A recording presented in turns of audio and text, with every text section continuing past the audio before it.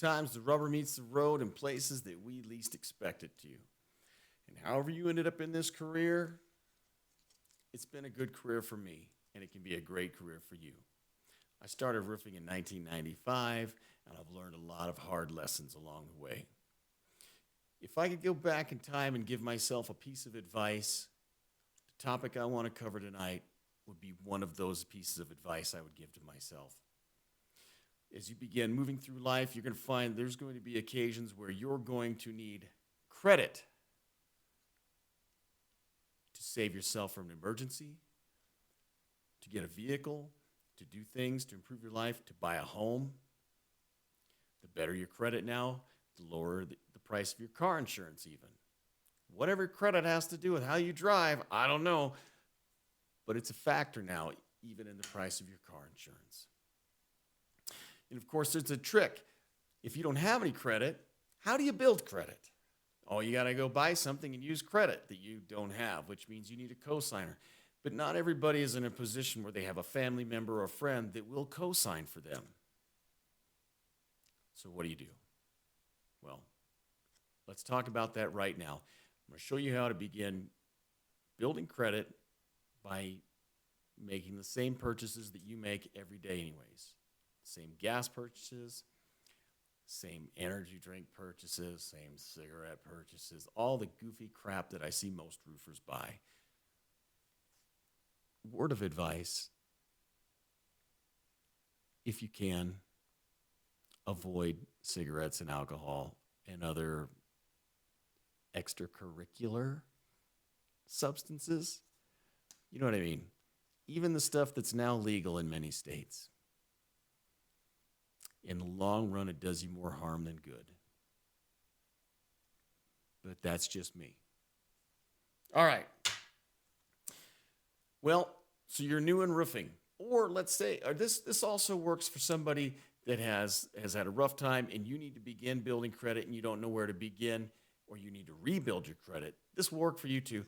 But mostly, the purpose of tonight, I want to talk to the young guys that are starting their career. I want to help you start off on the right foot and show you how to get the most out of your life, okay? And it begins with taking that first paycheck and opening a checking account. Now, you go to any bank you want to go to. It doesn't matter to me. I banked with Wells Fargo for a long time because I traveled for work. I've roofed in so many different states. And other than when I was in Michigan, there's been a Wells Fargo everywhere I've gone, okay? But what bank you use, that's up to you. Go find a bank that's right for you. I currently bank with a small credit union. I have a few accounts, but I deal with mostly smaller local banks and credit unions now. Just do what's right for you. Go pick a bank that you like and work with them. Doesn't matter who I bank with. If you've got a friend or somebody or family member that's banked somewhere for a long time that can recommend a good bank for you, do that. Elsewise, just go pick a bank, okay? They're all dirty, slimy, rotten bastards anyways. I'm just playing around. No, not really. They're all assholes. That being said, I got to stress one thing. This is a huge mistake I see. And look, everything I'm going to talk about tonight that is a mistake that I've made personally. So I've seen it happen. Some things I've seen happen. Most of these things, I've done it personally too, okay? So this is not coming from some point of, I've never made a mistake in my life. I'm going to pass on the lessons from the School of Hard Knocks, okay? So with that bank account, it is a checking account. It is not a line of credit account. What do I mean by that? If you have this much money in there and you spend this much, you're going to have overdraft fees. And I cannot tell you how many people I've seen sitting there arguing with a teller going, but how could you let me go over and my amount? No, they assume you're an adult when you open an account, Okay? They warn you what the fees are going to be. An overdraft fee nowadays, most of them are $35 to almost $40, maybe more some banks. Okay? So you go buy a $1.29 candy bar and it puts you over your limit. That just turned into a $40 candy bar. Okay? You need to know the balance of your account. Do not spend more money than you have. The overdraft fees, while listen, I agree that they're a little bit punitive and ridiculous, but they warned you. They warned you and you agreed to it. Okay? So if you go out and get yourself hit with some overdraft fees, it's on you. Don't blame your bank. Okay? Once in a blue moon, there's a mess up at the bank. But 99.99999, repeating, of course, percent of the time, it is your fault if you overdraft your account. If you listen to what I'm going to tell you tonight, that's not going to happen anyways, okay? So there's my dad talk for rules of a checking account. Okay, when you open your checking account, they're going to give you a debit card. This is open access to your wallet. It is your money that's in the bank. I'm stressing this for a reason. Because if you lose this debit card or it's stolen and somebody uses it, your money is gone. You're not getting it back. The bank is going to maybe, yes, do a fraud investigation, but they're not going to put your money back. Does it happen? Once in a while, but it takes weeks, sometimes months. Hey, if you can go weeks or months without your paycheck, knock yourself out. Don't listen to a thing I'm saying. But if you can't, or if you're not willing to run the risk of maybe not even getting your money back at all, then pay very close attention. I want you to take this debit card. You're not going to give this a debit card number to Netflix. You're not going to give it to your car insurance. You're not going to give it to Amazon. Nothing.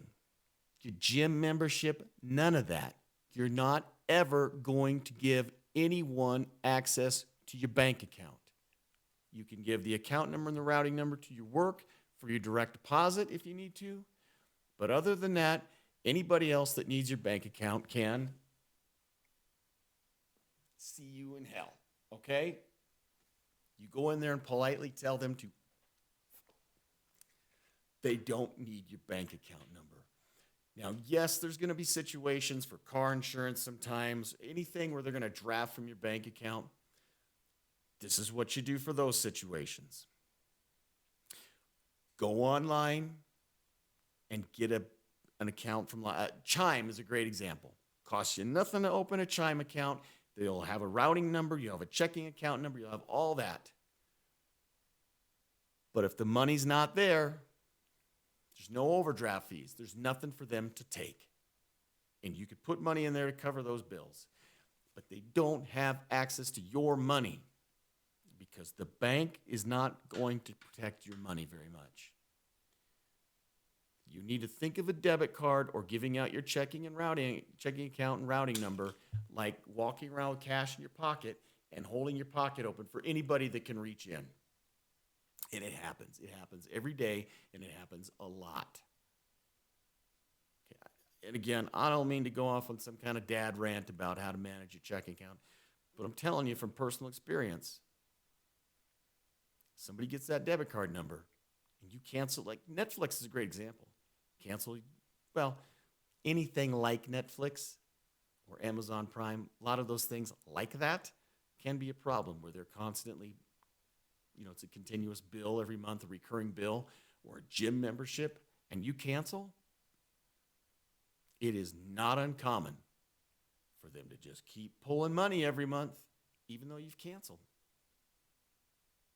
Or you have a company that's stiffed you, and they haven't upheld their end of the bargain on something you've purchased. It happens all the time. I had it happen with a GPS tracking company. I would try to block that charge when they wouldn't make things right. They can still make that charge through my bank. I'm telling you, I've learned these things the hard way. Don't give anyone access to your money.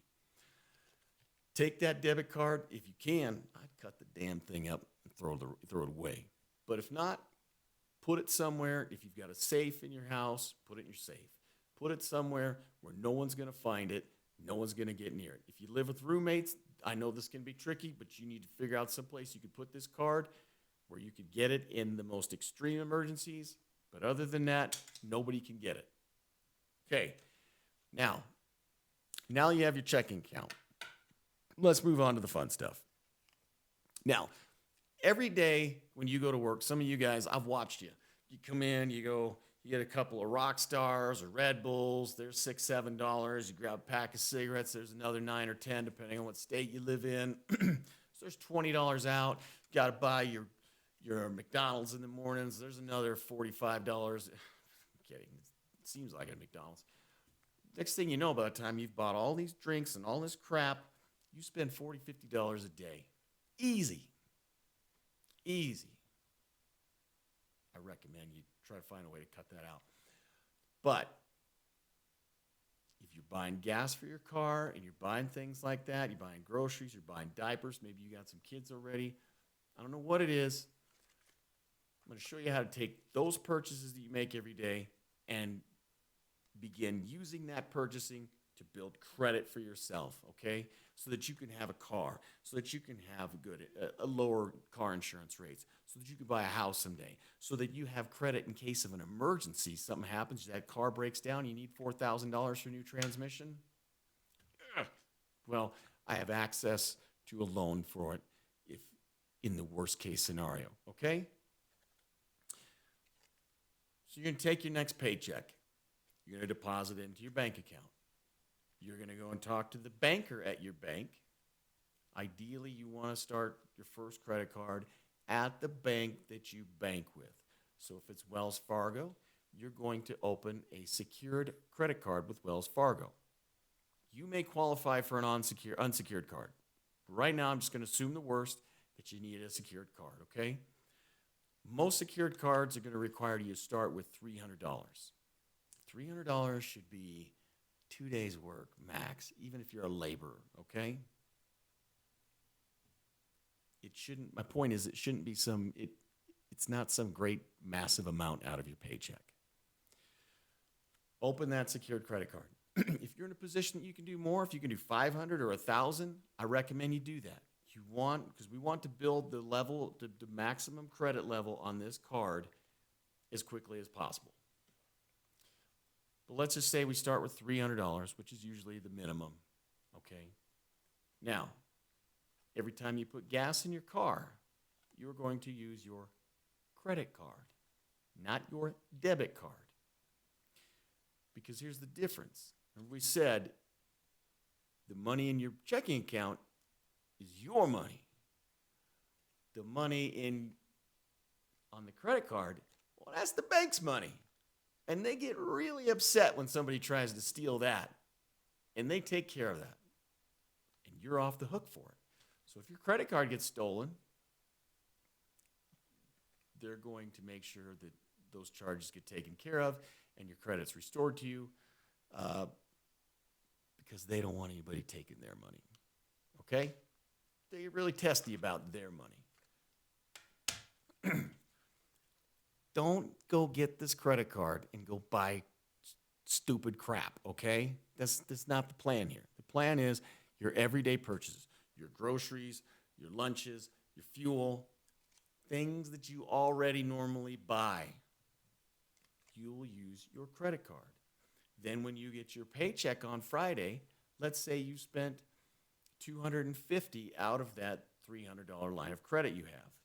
You're going to take your paycheck and you're going to pay the balance down to zero. And it's very easy to do, and it'll happen instantaneously, especially if you do it with Wells Fargo. I had several credit cards with Wells Fargo, and I could go into my Wells Fargo app, and I could pay it down, and the credit was available immediately once the payment was made, okay? Not all cards are like that.